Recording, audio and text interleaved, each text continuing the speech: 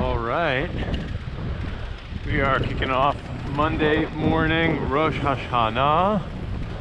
Happy New Year to all of my Jewish listeners, watchers. I should probably be like in synagogue or something right now, but I am riding to work.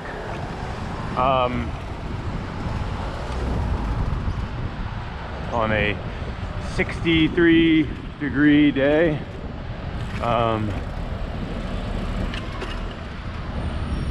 boy. What is going on up here? Then I get around this stuff. And that's fun. Oh, this is fun. Double parked cars.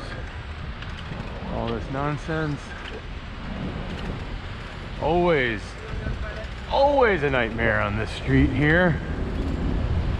Oh yeah, honking is good. Honking definitely gets you where you need to go.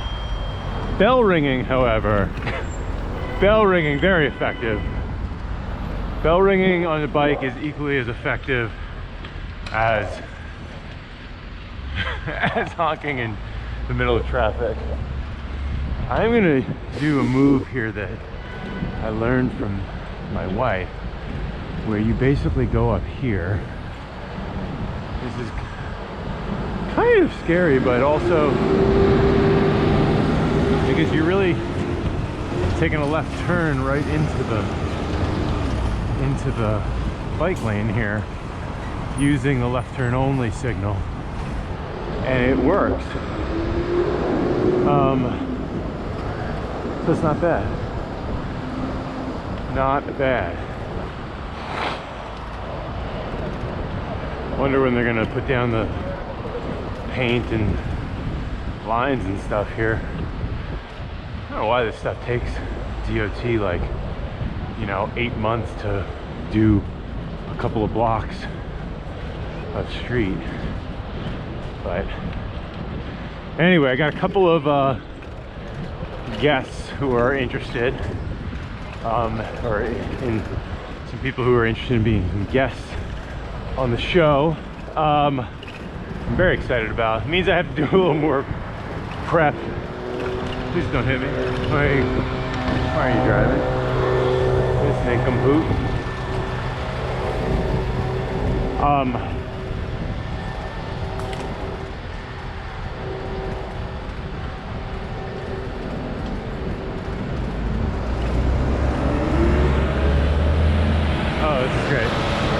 Garbage truck and a Jersey box truck, both. That's how you die. And this guy is blocking. What are we doing here?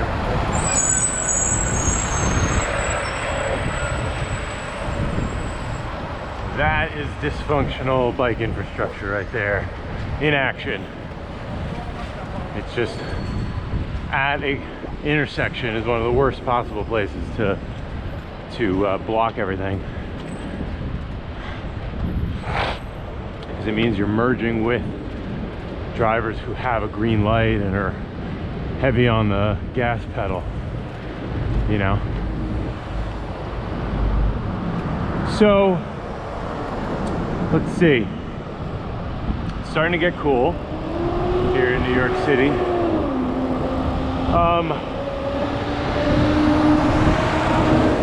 Yeah, so we got a couple of people who want to be guests, including Bill, who is a guest in an earlier episode. I think there's a few things I got to do before we take it to the next level. I think I need to get these Instamic microphones. They're like little Bluetooth, sort of wireless. Oh, this is interesting. So Verizon 91803MJ, just in the bike lane. But then UPS, I'm gonna give him an A-, but because he really could have been a little further out, but nice work. Thank you, sir. Thank you for parking outside. Thank you.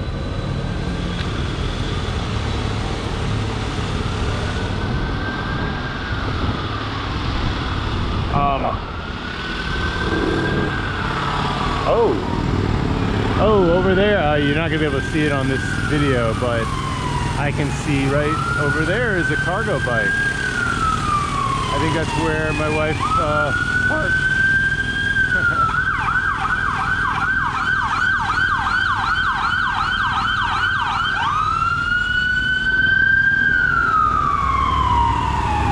Lenox Hill Hospital.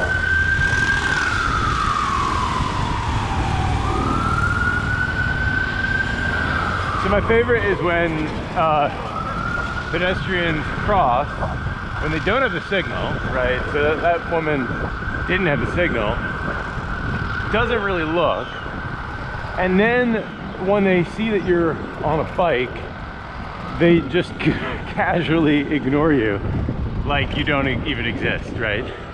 Like, well, whatever, I mean, the worst that could happen, I mean, I imagine what's going through their head is they're doing a calculation, like a risk calculation, or nothing. I mean, basically, I guess that is the risk calculation. They're like, bike equals no threat, so don't care that there's a bike. Don't need to like hustle or kind of get out of the way or anything, because a bike's not going to hurt you.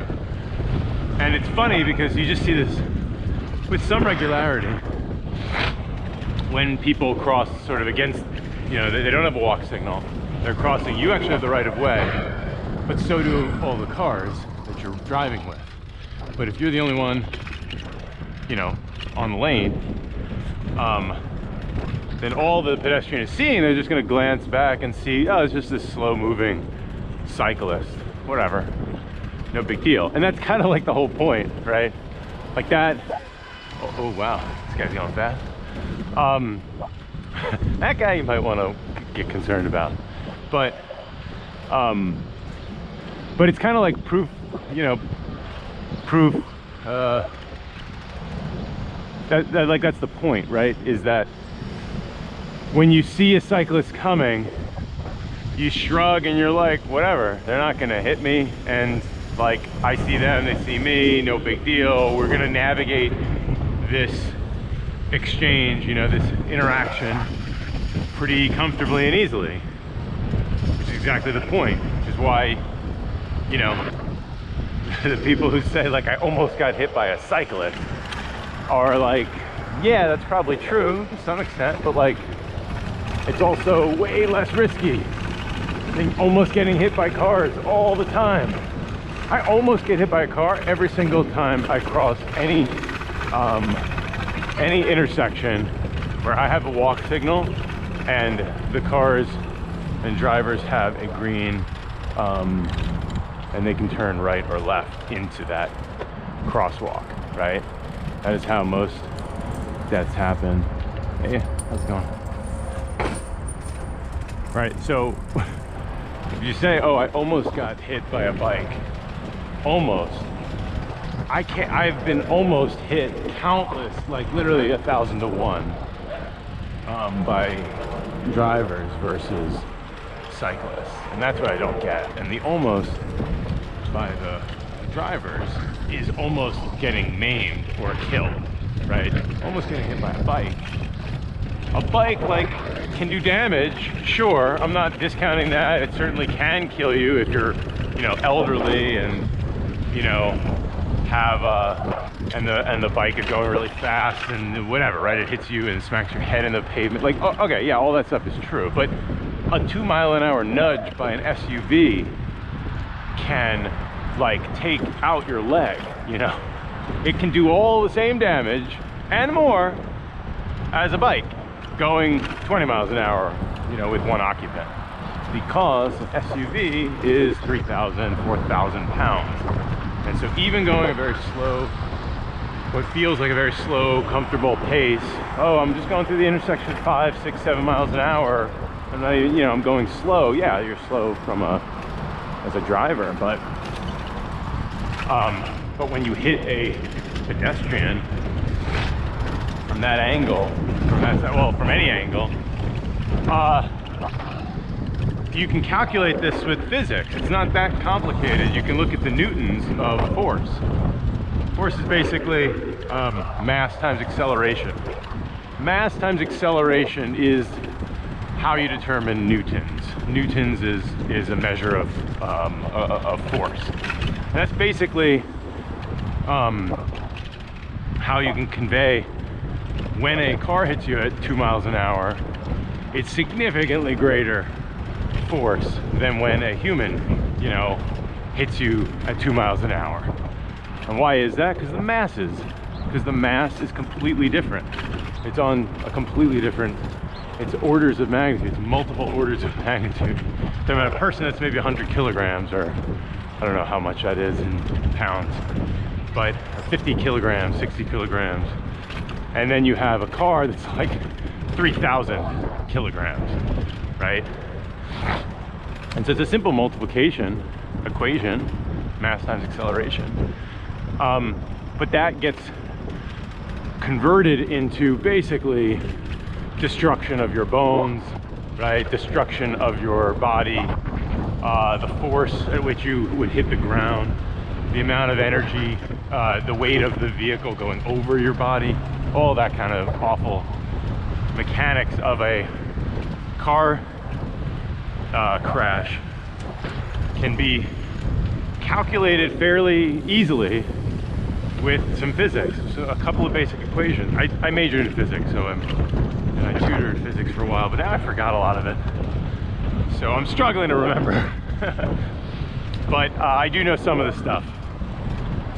It wouldn't take long to kind of dust that stuff off, but that's actually like a calculation you don't really see in the media very much, where sort of break down like why is it that cars are so much more dangerous than people or cyclists.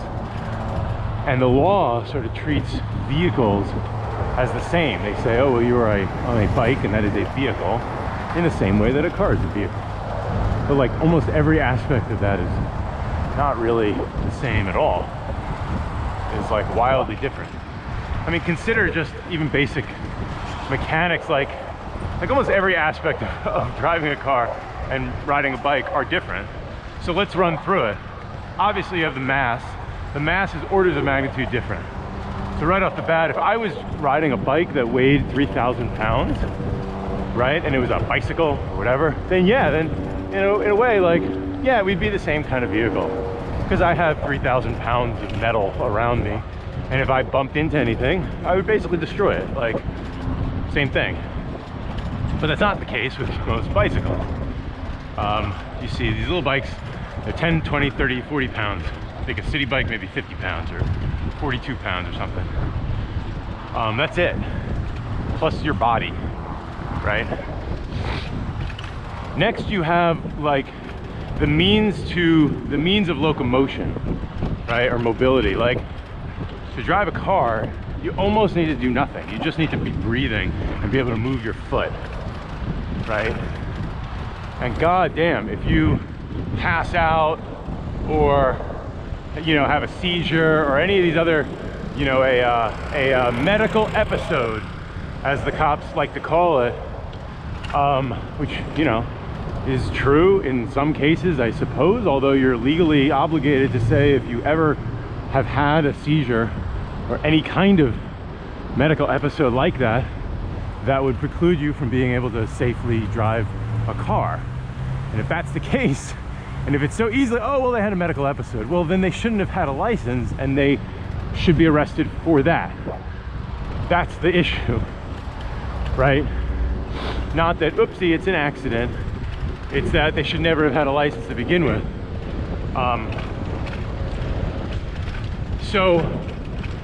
But when you're riding a bike, like, you're using your legs, you're physically moving, you know, the mechanics of your legs and your muscle and everything is you're keeping the bike in motion, you're keeping it stable.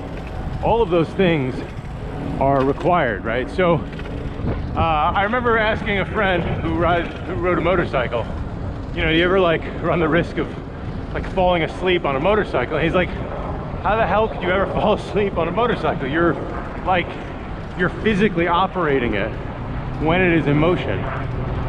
And perhaps that's not entirely true, maybe in other circumstances, but you're not like sitting back with your feet like, you know, with entertainment systems and, you know, 32-inch screens covering your peripheral vision with music and lullabies and a headrest, you know, and all of that comfort that would and the boringness of riding on a highway or something that causes you to fall asleep. Yeah, and so you don't really sleep on a bike either. You don't, like, boy, if you want to get awake, you know, wake yourself up, go on a bike ride. Same thing as like going for a walk. You're not gonna like fall asleep all of a sudden while you're walking down the street. You know, you might say, oh, I'm a little tired, my legs are tired, I'm gonna sit down and then I'm gonna rest my eyes or something. So then you've got the physical like ability to operate these two vehicles. You got the mass difference. Then obviously you have the like capacity for speed. So a bike, like even the best electric bikes, but most normal bikes, you get from 0 to, I don't even know, 20 miles an hour in like 10 seconds, you know, or something like that. You're talking top speeds of like 20, 30 miles an hour typically. I'm talking commuting. I'm not even talking like you're on a straightaway and whatever. I'm talking about like riding in Manhattan, you know, bike lanes and whatever on the streets. In a car, you can go 0 to 60 in 3 seconds for a Tesla, right? A lot of these other muscle cars and things can go fast like that. Even if it's 0 to 60 in 10 seconds, you typically have 10 seconds to accelerate. And again, you're not even doing it with a lot of effort. You're doing it by pushing your foot 2 inches forward. And how pathetic is that? You've got this muscle car, you're like big and bad, and then to like operate it, you move your foot a little bit. Like, whoa, amazing. You know, you move the car really fast by like pressing a button. More impressive, obviously, is get out of the car and try riding a bike fast, or not fast, just ride a bike. It's just more relaxing. And it's faster most of the time. So yeah, so you've got the ease of which you can kind of hit those speeds. Then you have like vision, right? Vision and hearing. So I've said this before on the recording, but on a previous episode, but you can see like I'm looking my head around. I have a helmet on, but I have there's nothing blocking my vision. Like I don't have windshield, I don't have blind spots, I don't have any of that stuff. I can move my head all the way around, I can look at behind me, right? I have 60-degree view. So I'm able to pick up all of these little things and threats and movements and whatever that can change how I want to ride, right? Versus in a car, you have a windshield. You're immediately kind of cut off from the top and bottom. You can't really see below a certain horizon. You can't see above it. And obviously on the left and right, you've got like blind spots. You've got all the dark angles of, you know, where the windshield meets the side windows and the body and the frame of the vehicle. And so then you're left with like this really common, I didn't see them, when somebody gets, a driver kills a pedestrian or a cyclist. Oh, you know, I didn't see them, so they must have darted out in traffic. And in reality, you just have nothing but blind spots all over the place.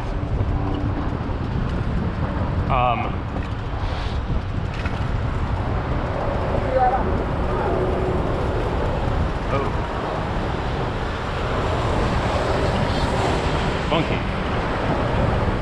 So cars are built with these like known defects, right? That they can do, and then also speed.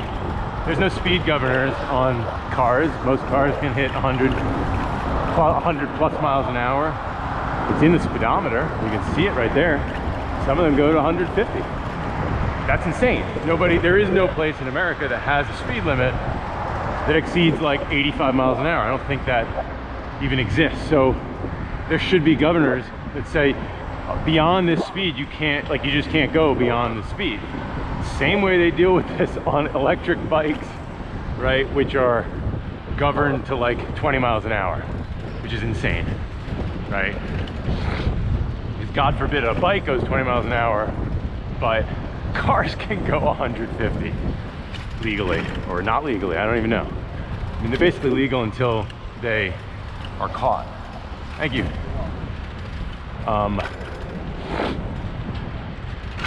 Make sure you thank a cop today. I like that. I appreciate that move there. That stop sign is dangerous. I just think it's clearly like a defect in infrastructure that a stop sign also needs a cop to stand there and hold up his hand.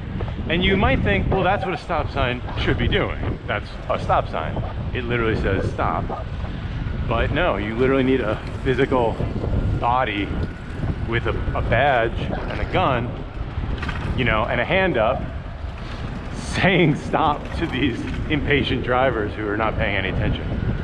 And it's so crazy because those kinds of intersections, you could easily deal with that. You could put up bollards, you could put up really cheap, kind of narrowly, narrow the entrance and put up a whole bunch of really clear mirrors so everybody can see when there's anybody coming on bike, that kind of thing. Anyway, then the difference is you also have, so vision is a huge thing. I think if drivers could see everything, I mean, think about it, it's just in the last 10 years that they even have like rear view cameras, like when you're backing up you can see video of what's right behind you, which is crazy.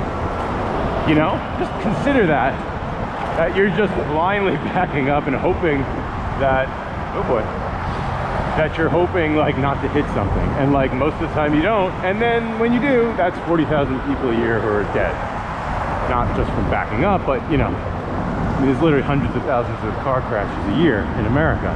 It's the most predictable kind of threat to children, to adults, to everybody. And yet we like don't really do a whole lot. We're not really addressing it. We're just shrugging and saying it's pedestrians who are on their phones. Let's make a thing about that, which of course is completely debunked by any study that actually looks at any of the data. So I don't know. And then you have auditory, you know, like what you can hear inside the car, right? So vehicles are like cocoons where you can't hear a goddamn thing because, you know, why? Like when you're on a highway, you don't want to hear the highway because the highway sucks. Everybody knows that. So they built these cars to be cocoons, noise cocoons. You can't hear anything except your 100 decibel, you know, sound system and your Bose and your like Netflix and all that stuff. You can't hear anything. Meanwhile, on a bike though, I can hear everything. I can hear when a car is coming up. Obviously I can hear a horn, crap like that. Even though that sucks. I don't want to hear any of that, but I hear all the noise of this awful highway next to me, ruining my otherwise beautiful commute. But my ears are completely unobstructed, and you could say, oh well, what about the cyclists who wear, you know, earphones and stuff? I'd say that anybody with earphones in while riding still can hear probably 10 times better than any driver in a silent vehicle. Whoa, let's get down. And that, I think, is kind of a really big point here.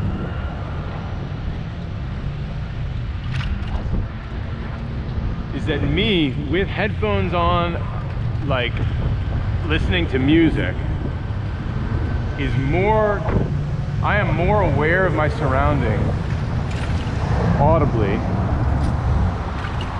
than the average driver in a silent automobile.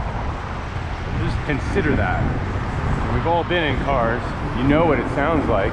You can't hear minor little details of the texture of the environment. You don't know when somebody's nearby. You can't hear, you know, like a parent calling to their kid by the sidewalk, things like that. But on a bike, you're going fairly slow. You can have conversations with people. You can, you know, you can make out all kinds of sounds. So, yeah, so that's what I got. Those are some of the differences and why I don't know why I have to explain this, but I feel like everybody, this comes up so frequently. I mean, it is in the law, which is that they treat bikes as vehicles, the same as a car, right? Like bicycles and cars are treated the same under the eyes of a police report. I think it literally says a vehicle, and you would say like bicycle in it. I mean, I've seen some of these police reports where a cyclist is killed, and it's just awful on so many levels. And then on top of that, like insult, the like next insult is like, oh, they're treating the cyclist as like it was a vehicle, you know, traveling north on whatever street, like, and it's almost, you know, it's like insulting that our police reports, I mean, I don't blame the police reports, because they're probably stuck in the 1970s and their tech is pretty terrible, I'm sure. So they like don't know how to update a form to reflect, you know, the new infrastructure and all everything else that comes along with New York City in 2019, but they are still operating like it's 1980.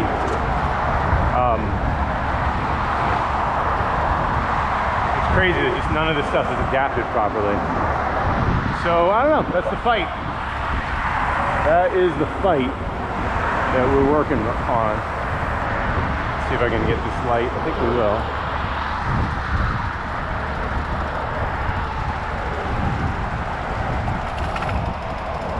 Something's shaking here.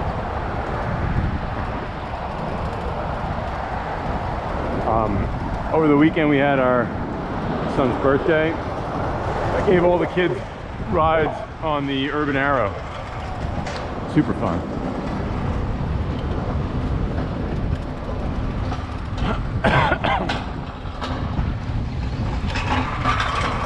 Oh, here we go. And Shred It is in the bike lane and the sidewalk. That's Oregon, YASC 046. Cool, nobody's in the car. Awesome. Ah, here's a T785513. And then this guy again, OYB3169. Nobody in the car. Sounds to me that all of these, whatever these parking spaces here, should all be gone.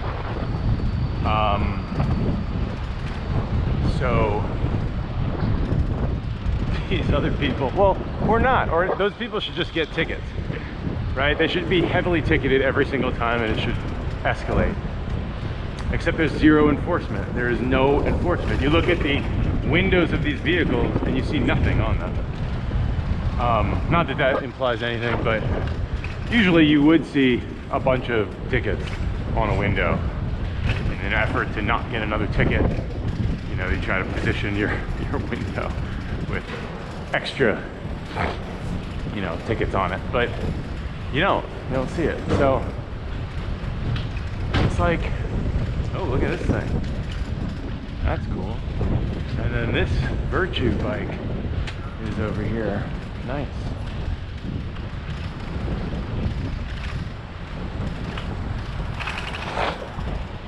So that's all I got.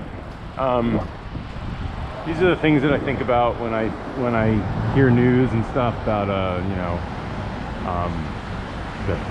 the treating cyclists like cars. You know, share the road. Yeah, it's very, very different the road is a very different place depending on what vehicle you're in, or if you're physically moving that vehicle or not. You know, the only people who say that are most of the time people who drive and don't bike.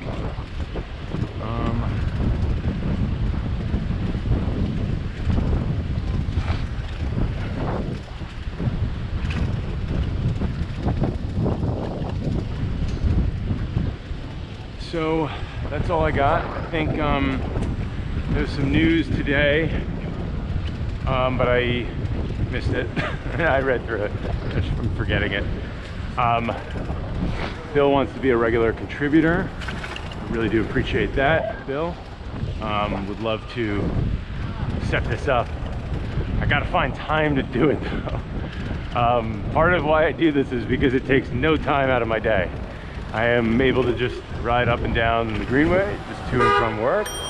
Yeah, dude, why are you honking? Guy behind this guy who's honking. Like a wacko.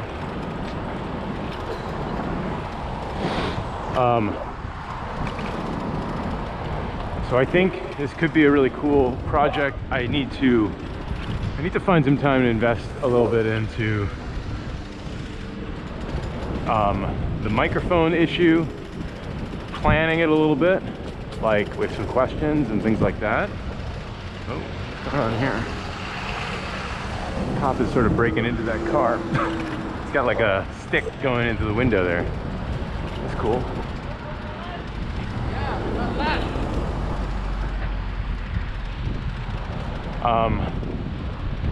Yeah, so I have to ask some questions and plan it out a little bit, maybe even find someone to edit it. But until then, I'm going to keep doing this. Thanks for watching. Like and subscribe. I will see you later.